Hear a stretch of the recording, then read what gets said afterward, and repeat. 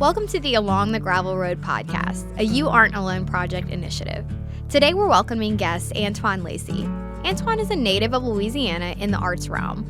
Whether that's photography, graphic design, poetry, or cinematography, he loves to immerse himself in creativity and make something new. From this episode, he wants listeners to experience his truth and how he's grown as an artist and entrepreneur. Thank you for having me today. Yeah, of course. From our experience of you being just a part of the live art event and now part of a lot of our creative expression exercises and activities that we do with the nonprofit, I've been wanting to kind of sit down and have you on this podcast. So I'm excited for you to really just jump in and tell us a little bit about yourself and some of the things that you hope to share today.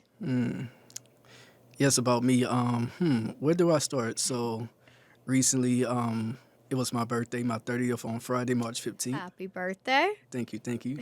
I honestly don't know what 30 feels like. So I'm 30 now. I was born and raised here in Scotlandville. Okay. Around everything creativity, video, graphics, photography, cinematography, just around artists and entrepreneur as well.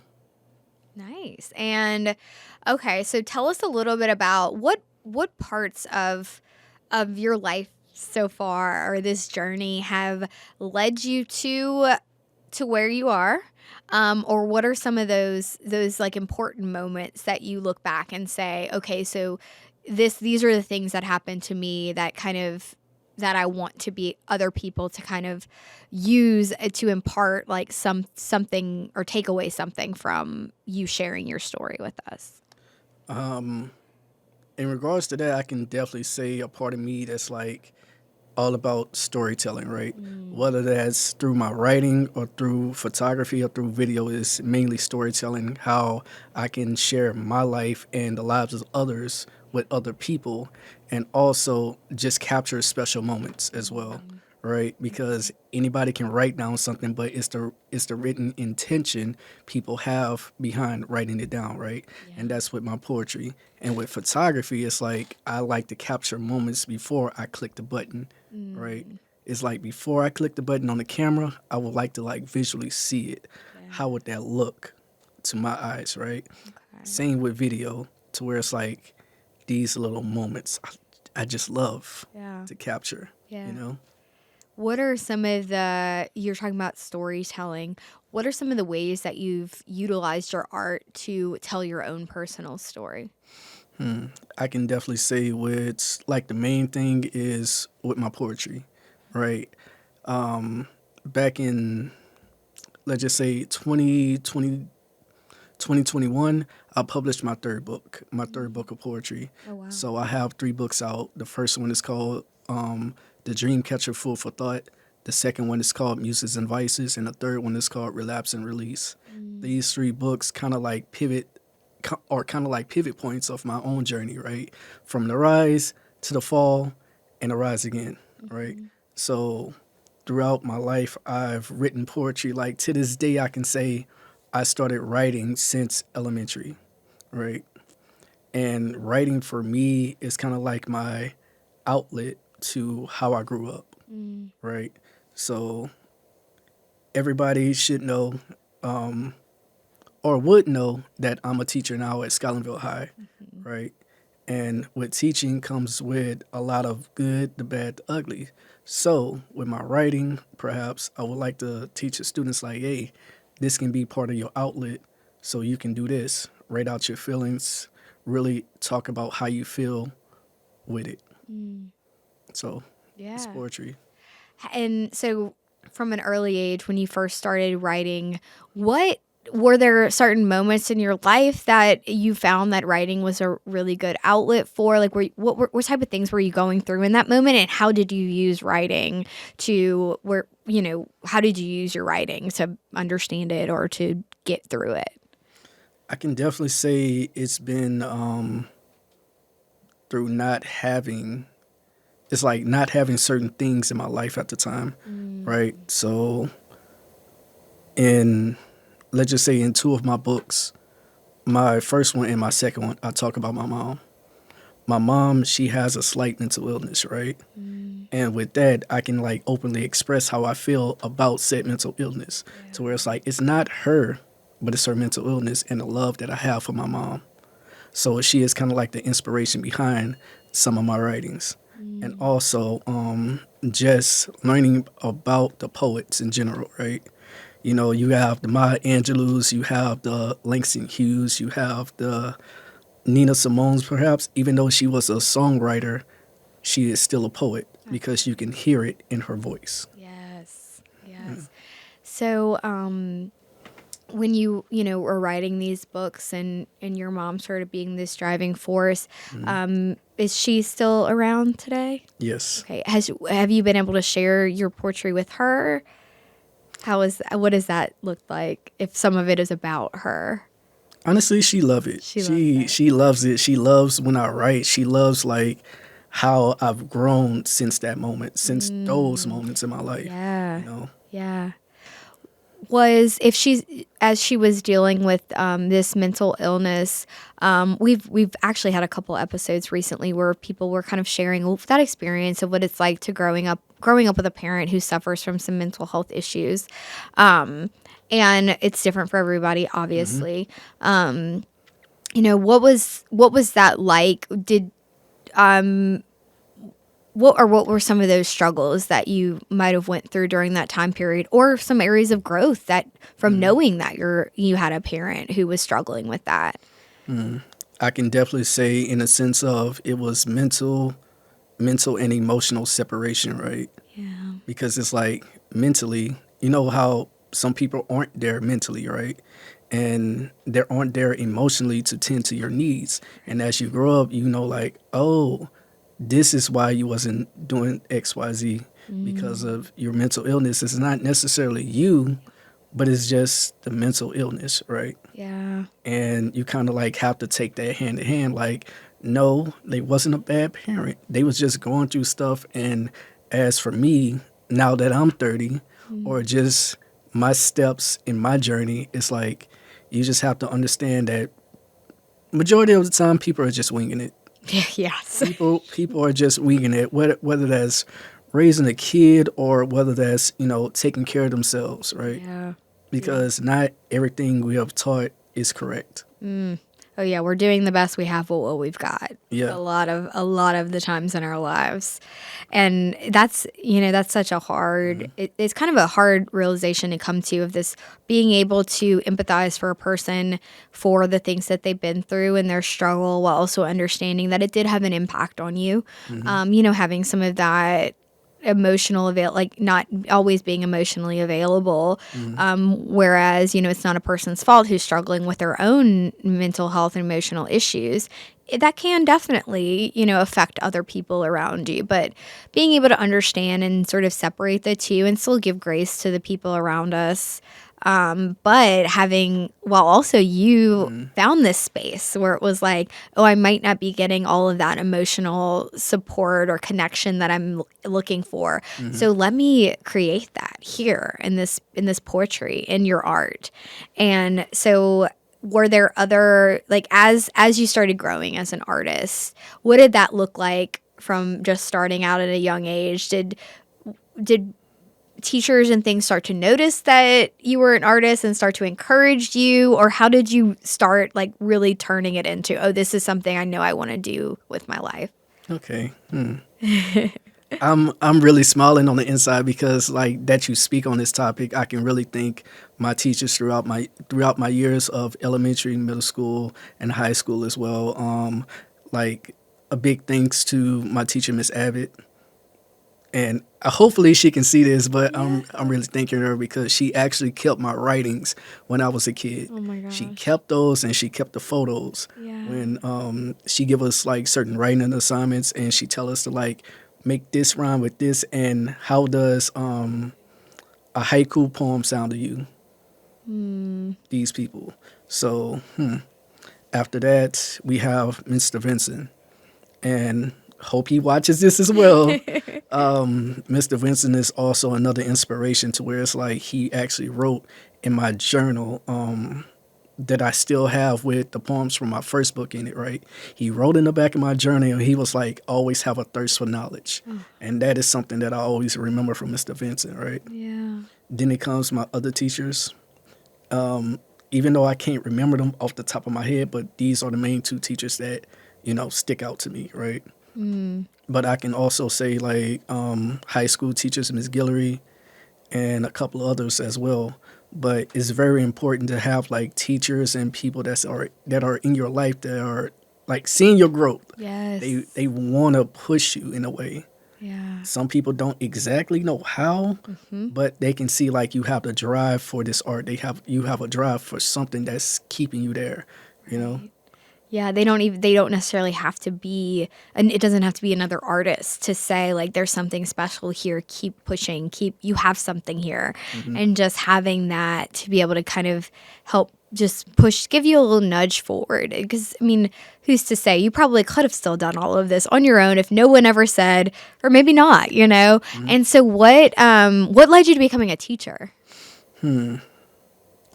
Honestly, it's all about knowledge. I like to share what I know, and for me, it's kind of like being a teacher and being a student at the same time. Give, take, equivalent exchange, right?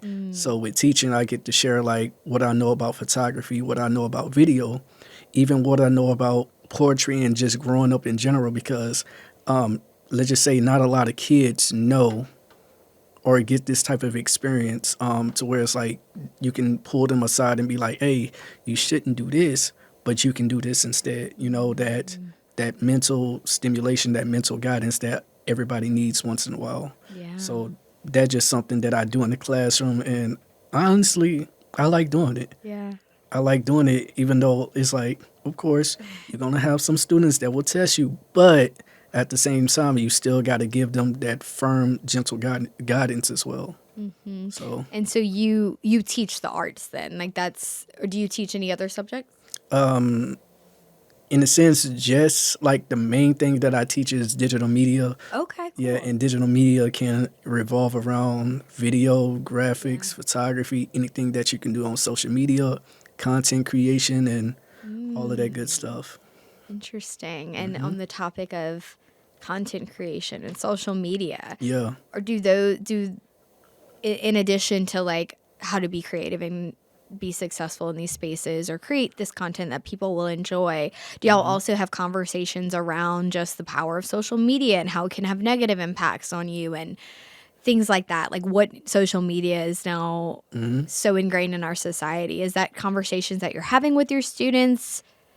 Yeah, I can definitely say those are the top conversations that we have. And like one of the most recent ones is the ban on TikTok, right? Right. I asked them, why do you think this is bad? Why do you think it's not bad? How can people benefit from the banning of this app, right? Because if this app get banned, then a lot of people may or may not lose their jobs, right? Yeah.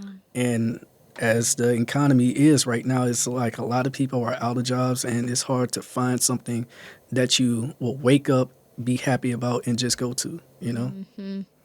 Oh, yeah, that's all tough conversations that are going on right now, but to be able to have that with your students and have them be thinking in these terms of Yeah. like what are the possibilities here? What could this mean for other people and not just for me and what I'm scrolling through today or what I'm able to put out into the world, and how impactful that really can be, you know? And when we're talking about content creation, I mean, even what we're doing here, right? Like if somebody can listen to this and really take something from it, that can be a really impactful thing to move forward. But if we're sitting here talking about, hate and whatever, and we're like trying to fuel some kind of flames of something negative, that can easily take and grow. And it's like the amount of access that we now have to both knowledge and what we can do with that is, I think, a great space to be able to sort of impart some of that onto students and guide them through this process of now sort of being that first generation that just has always had access to this knowledge, to all of this content being like thrown at us in a sense. And so in addition to teaching, you also are an entrepreneur. Yes. What does that look like? Entrepreneur to me, it looks like, how can I say this? You're running a race. You're running a race. Then all of a sudden, you start to getting thirsty. So you just stop for a little bit, drink you some water. Then you run again. Then all of a sudden, you're kind of out of breath. So you just start to jog. Then you go for another run again. It's kind of like that to where it's like, you're doing the things that you love, but you also have to recognize that one of these times you're going to get a burnout, right? You can't necessarily work through a burnout, but you can feel it. Yeah. So in order to not, overextend yourself, sometimes you just got to be like oil rather than water. To where it's like you soak up in this one substance, this cup right here, right? Instead of spread yourself out like that one. You know? Yeah. So when in your work that you're doing now, what are you doing personally to help support you if you're feeling burnout, or how do you know when you can keep pushing forward? I mean, being an entrepreneur, sometimes it feels like it's that you can't stop. Yeah. How do you sort of work against that to make sure that you're still having a balanced life? So for me, I'm a gamer. I'm a gamer as well. It's like if I'm with a project, I may finish, let's just say 90% of the project. Then the other 10%, it can wait till tomorrow, right? Okay. The other 10, it can wait till tomorrow. But after that 90, I just put it aside and play some zombies. That's it. Favorite game right now is Dying Light 2. Even though it's kind of like 3 years old, but still, favorite game now. Okay, I like it. Yeah, I think that's something that I try to put into place too, is like, okay, as long as I get done, I know I need to get to this point today, and maybe that's at 90. Maybe for me it's 50. Whatever it is in that day, it kind of changes day to day. I know that's my goal. If I can maybe push a little more and get a little bit more done because I find I have the room for it, but if not, the next part of that is finding an outlet, finding some way to decompress and to take my mind off of that thing and move it into a space where it's really just about me, self-care, and gaming for you is self-care, and finding the space and the time to do that. I think that's a really good way to find that balance. What about when when you get to a state of burnout, or there things you're putting in place to avoid it, or what are you doing to combat it when it is happening? So I can definitely say this as well as gaming is gaming, but it's also coming to a place to where it's like your mind just reverts to the things that you used to do as a kid, right? Yeah. So for me, I watch anime. So on the shirt, it's Orochimaru, but my favorite anime is Dragon Ball Z. So I may watch a few episodes of Dragon Ball Z and just relax. Yeah. Well, I mean, what like an important thing that we have to sometimes remind ourselves. You may be 30 now, but that kid inside of you still wants to play. Like, we still need to take care of our inner child and still find joy in just fun things, just entertaining things. And sometimes we forget about that. I think sometimes we forget about that inner child that's still like wanting to play. We definitely do. Because it's like we get bogged down by adulthood, and every responsibility that we have to do, whether that's paying bills, replying to text messages,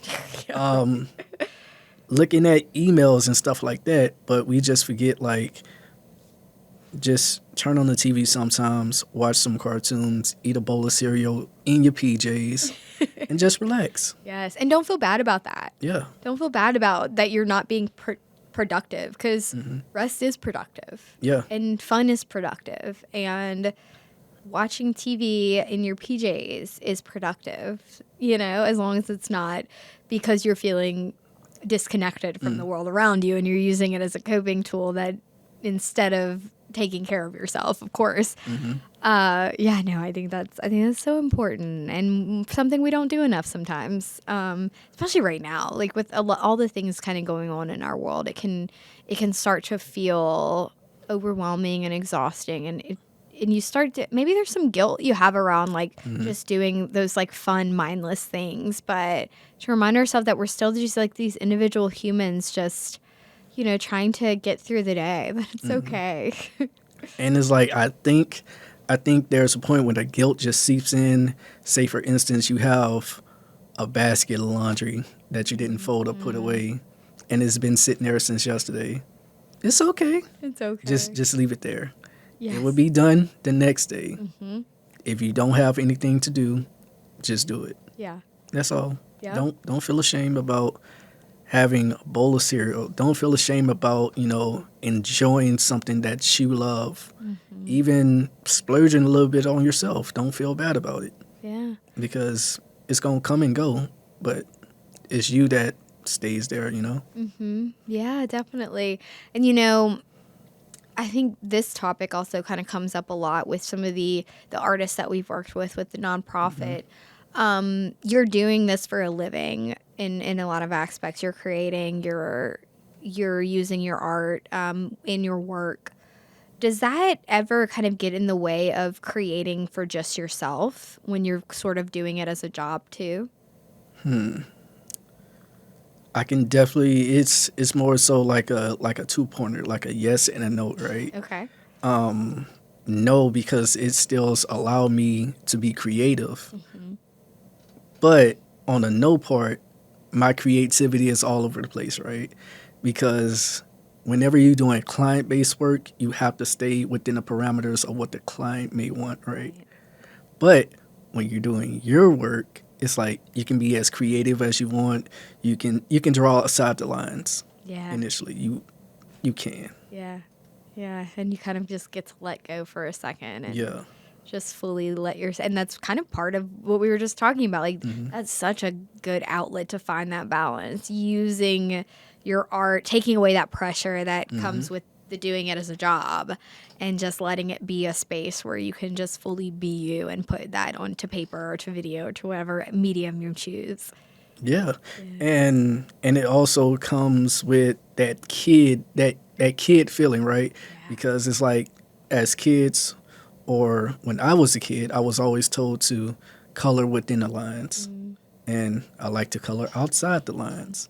I like to erase the black lines that comes in the coloring book because Yes. I want to do it right. Mm-hmm. And it's like it's no correct way of how you should be creative. Yeah.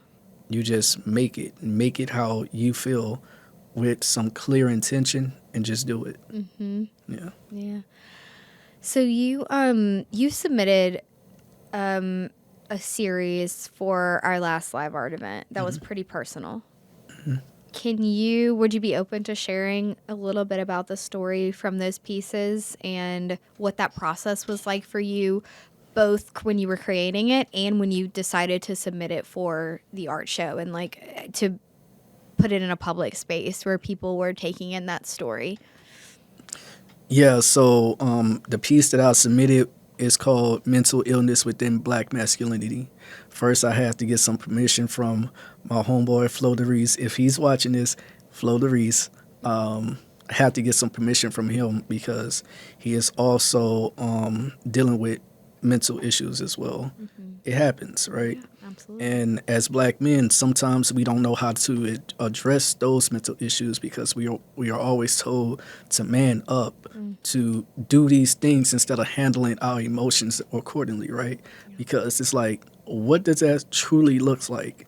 Manning up, be a man about certain situations. How does that look? Because a couple of things that we do from time to time, right? Us as men, sometimes we may run to the bottle. Sometimes we may, lash out for no reason. But Mm-hmm. at the same time, it's about controlling your emotions, learning how to maintain those emotions under heated moments. Mm. And also, like, you shouldn't always turn to these vices, right? Right. Because these vices lead nowhere. Mm. So within that project, it was personal to him and me because it's like, this is my friend. This is my homeboy since elementary. Yeah. We grew up in the same neighborhood together, right?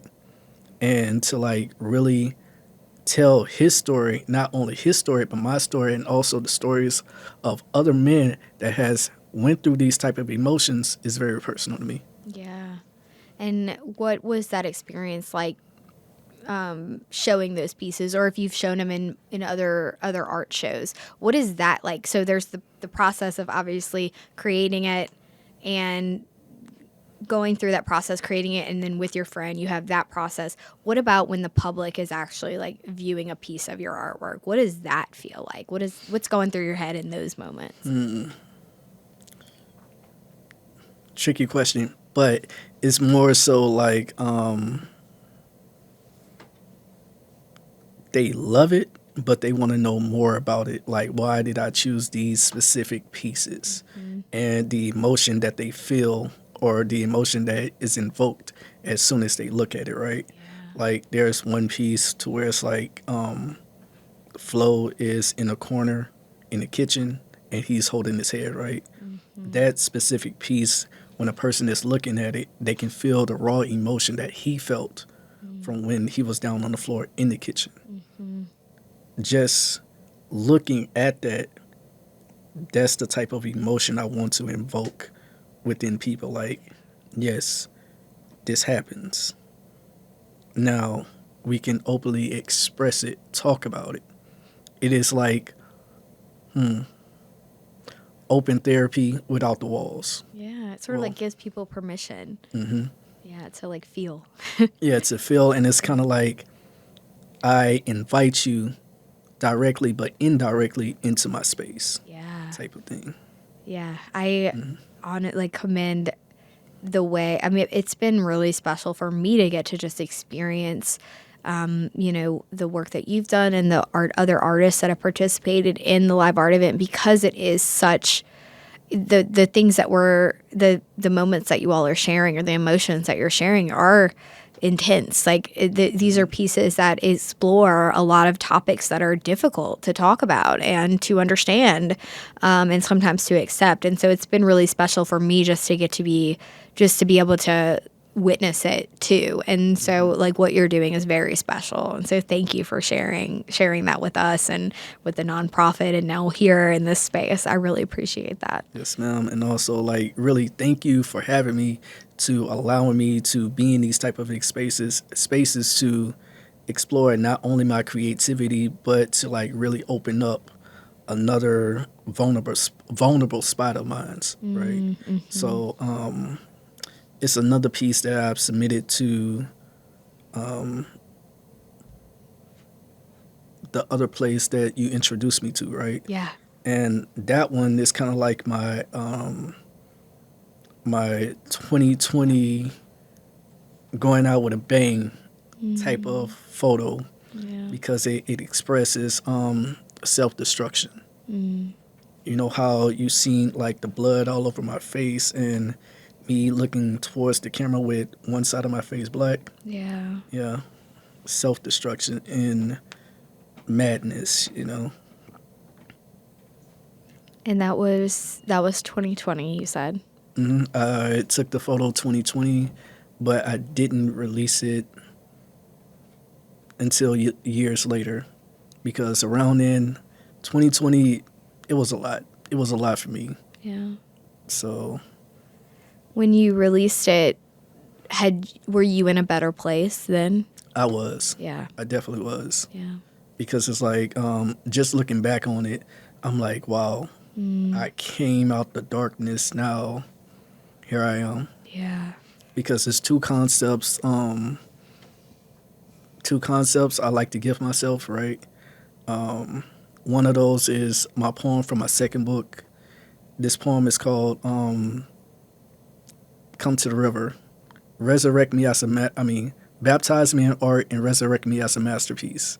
Right? That's the poem. And the other one is I am a beautiful. It's something with a masterpiece though, but in a sense, I'm just talking about like if the masterpiece looks broken, it can still be art. Yeah. Yeah. Yeah. Absolutely. So from the moment when you were dealing with a really dark moment in your life, and that journey, and then now coming to where you are now and being able to kind of share that through your art, what during that process, what were some of the things that, how did you get help or support while you were going through some of that really painful stuff? For me, it's kind of like I can definitely say me believing in God, my spiritual side, Yeah. my mom, my aunt, my therapist, Miss Hollins. I definitely have to send this to her, but still, Miss Hollins as well, and my aunts. My Yeah. aunts and my uncles, just my whole family collective, Wow. brought me through that moment, right? Yeah. Because it was a situation to where it's like I just wanted everything to just stop, right? Like I really was about to become a masterpiece, Yeah. and just looking back on it, it's like that's that was a lot. That was a lot because, in a sense, I felt selfish trying to take myself out this world when there's people that actually love me, Yeah. like my mom. Yeah. And sometimes that saves us. Sometimes if it's just the one thing that saves us. And then to have them, that's such a strong support system, your family then be so there for you in those moments to really say, okay, maybe that was what stopped me from doing it, but now I know that is not only is this not a choice that I want to make anymore or a path that I want to take anymore, I know that I'm not alone. And having them to help get you through that and get to a better place. I mean, having a support system is just ideal. And for some people, they're just not they don't have one in their family, and so to have your family be that for you had to be really great. But was there any moment though, I mean, we're talking about mental health, right? And sometimes that's a difficult conversation to Yeah. have, especially with some like older generations or people that maybe aren't as familiar with mental health and therapy. So, was there any challenges in like getting help from your family during that time, or what did that look like? I can definitely say it was me. It was me because sometimes you can just be the thing that's stopping you from getting help, right? Yeah. It was like at first I didn't even much want to talk about it, but they can blatantly see it on my face like something's wrong with you. You should talk about it. I'm Yeah. like, no, you should talk about it. But it's like the challenging challenges of truly opening up, talking about how you feel, expressing how you feel, right? Because that was something that I never got used to, truly expressing how I feel because in the sense of how I grew up, I didn't want to seem as I was weak, right? Right. But Yeah. at the same time, you're not weak if you're expressing your vulnerable side, right? No, that's strength. Yeah. Yeah. Wow. So it was really, you were sort of pushing against getting help because maybe, I don't know, I think there's a lot of thoughts that go through our head like I don't deserve it, or that, no, I don't want to burden other people, Yeah. or that I'm weak for feeling this way in the first place. And that can be really, really scary to be in that place. And then to have your family just keep pushing until you finally did, come to them. I think that's definitely, to have people in your life that were able to do that for you is really special. Yeah. And I can definitely say that, again, when people are going through these type of things, they're not alone.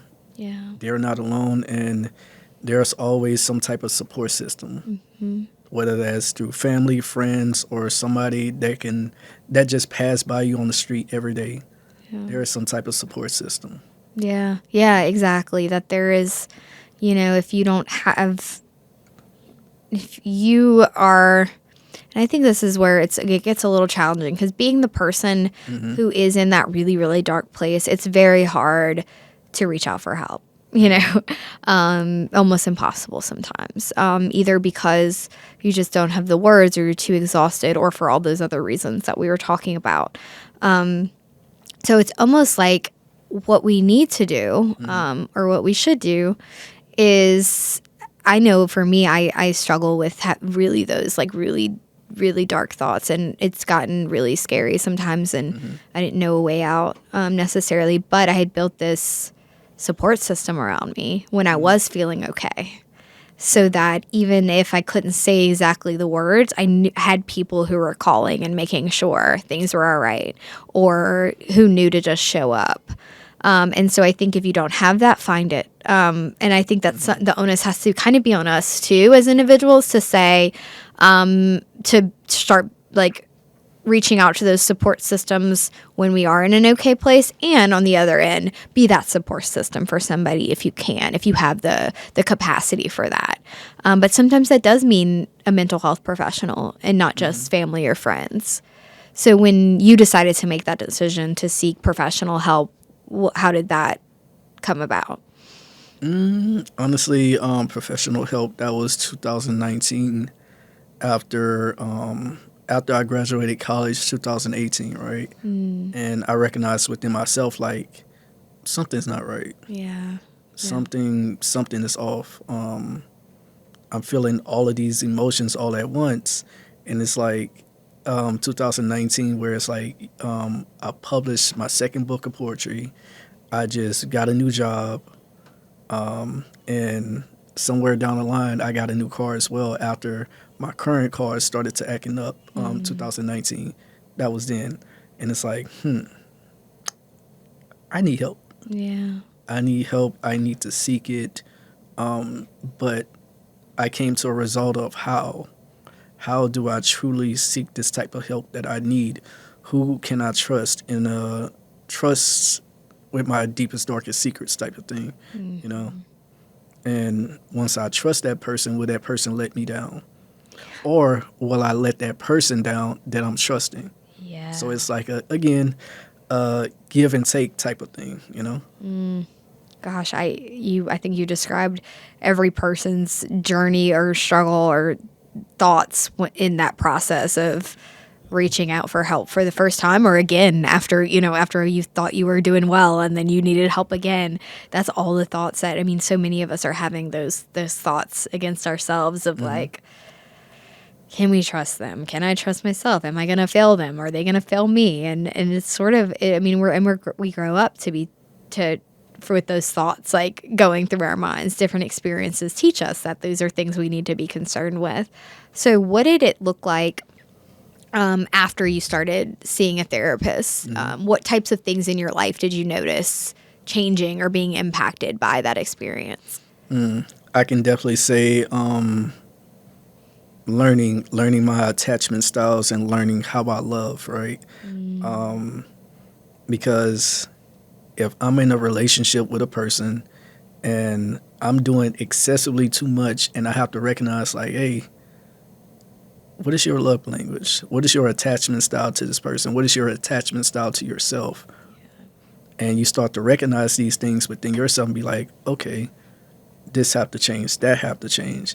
Because it's like, initially, you don't want to seem as though like you being toxic to in a relationship or toxic to a friendship, right?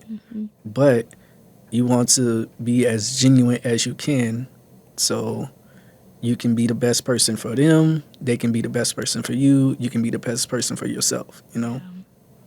Yeah, that comes with a lot of, once you're starting to recognize those things, is, how your attachment styles or other people's attachment styles and how those impact you.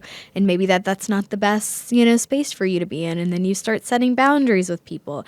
It can first start off as, especially in existing relationships, it can sometimes butt up against those relationships because you've developed these patterns for so long. Yeah. And now you're trying to undo them and make new patterns that are more productive. So yeah, I mean, that process is definitely an impactful one in a lot of ways, and it takes work. It definitely takes work. Yeah, it definitely takes work because it's like if you constantly doing something for a long time, or if you constantly fixated on something for a long time, it creates insanity. Yeah. And nobody wants to be insane, No. insane in the membrane. But that's how it is when it comes to like recognizing your own faults, not the faults in others, but your own faults at hand. Yes. Yeah. Yeah. So did you notice, or did your art change at all during that process? Did you notice that your art was starting to was starting to take some of the things you were learning or taking from therapy? I'm just curious if that shifted at all from like before you reached out for help for the first time or got some help around mental health and then after. Oh yeah. I can definitely say the after part is start to make me look at things in a more brighter perspective, right? Because my earlier art style was kind of dark, but my newer art style is like it's medium, Yeah. happy, but also it's like you still gonna get glimpses of the doom and gloom, but not too much doom and gloom. Right. But the doom and gloom is just telling a story, not intentionally how I'm feeling, but just telling the story. Yeah. You know, Yeah. and it's like it's opened up pathways to where it's like okay, I'm creating something that really makes me feel happy. Mm. What do I love? How can I see these things in what I love? How can people see these things of what I love? Mm-hmm. Like right now, I want to create more things of the sci-fi nature because I love sci-fi. I love other than anime. I love sci-fi. I love Blade Runner, Demolition, The Fifth Element, movies like that, Uh-huh. and where it's like I can try to make my art pivot into that direction. Nice. Yeah. I love that. I love that. Yeah, I think what I hear from a lot of artists who and art and mental health, that intersection that we talk a lot about. I hear a lot of people sort of struggle from that process is when their art kind of starts off as sort of feeding the destruction Hmm. and being such a intertwined with some of that darkness and destruction. And then when then you do the work to kind of work on yourself and get to a better place. And then, but some people feel like they lose some of that in the beginning that was such like a impactful piece of their work. But you have to start realizing like that's a process too, is Hmm. starting to recognize how your artwork is an extension of who you are in your being, and it doesn't need to be dark and destructive. You don't Hmm. need to be dark and destructive in order to create the things that you want to put out into the world. And a lot of artists, I think I struggle with that. I look back on art that I did before when it was just sort of chaos and pain and all of that, and sometimes I'm like, oh gosh, maybe that was kind of good, but then I'm like, no, it's the after that's like that's what, and still giving people like some understanding around here's the things I've been through, but here's how I got here, and here's where I am now and like what I love. Mm. And I want to share that sort of joy as much as I want to share that it there may have been some pain. That's okay, that I Mm. needed, that I went through that I'm here now. Yeah, so what you just said, I can definitely relate to that because some of my old writings from my notebooks, I just look back out on them. I'm like, I wrote this. Yeah. What? I was feeling like this, Right. me. But then again, it's like, okay, this was a stepping stone for me to get into a new direction. You know. Yeah, exactly. It's still part of me, it's Hmm. still part of us, but but to, and it, we don't necessarily need it to still be able to be an artist or be a Hmm. creative or whatever it is that you're doing in your life that you're, sort of passionate about. Being an entrepreneur, it's okay that that is still a part of our story. It just doesn't need to define us anymore. And that's, at least for me, that was part of the process of really moving forward from the depression and Hmm. anxiety and being able to live with it, but in a way where I didn't need it. Yeah. It wasn't who I was. Yeah, I can definitely say that that point it wasn't who I was, Yeah. and it's not who I can be, right? I Yes. can be better than this situation, Yes.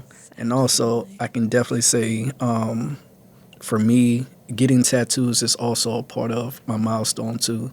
Yeah. Like recently, I just spoke about what happened in 2020. So one of my tattoos from 2020, or the one that I got in 2021, is "My Lord is with me" in Arabic. "Akhrok bi mai" is "My Lord is with me," and that's the one that I got 2020. The other one is "Baptize me in art, resurrect me as a masterpiece." All right. So every milestone for me creates a tattoo in itself. Yeah. My journey, my experience, my love for my art and my creativity. I love that. I do the same thing. Mine are all like have these sort of they kind of mark these moments in my life where it was like this meant something, and it in different ways, you know. But I think that's I think it's special. I do that too. Yeah. And I actually am getting one next month, the day before the live art event. I'm getting one that's going to kind of mark this part of my life and my journey. You said next month? Yeah. Okay, I'm getting a new one this weekend. Oh, you are? Yeah. Okay, nice. Is it like a 30th thing, or is that? It's more so like a 30 thing, but also another milestone that is just one of those tattoos that I should have gotten to mark like this is who I am type of thing, right? So for me, the next tattoo is going to be a tattoo of a wolf, right? Because my poetry name is Abstract Wolf. My poetry is abstract and wolf because I have a gluttonous appetite for success.